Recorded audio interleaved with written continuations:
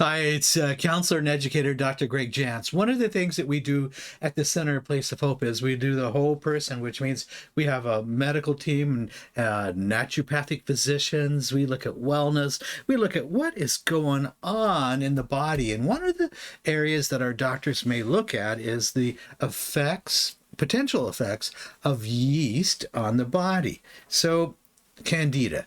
This sometimes has been controversial in the past, less so now, because we really see that this can have an effect. And this is not a video about any medical advice, nor am I giving that. This is why we have a team of doctors here that will look at these kinds of things, because we want to look at what is potentially influencing the mental health issues that a person may be struggling with. And one of those could be Candida.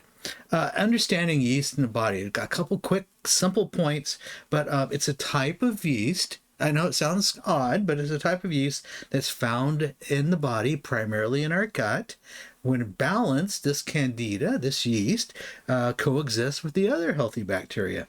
But an overgrowth, for various reasons, sometimes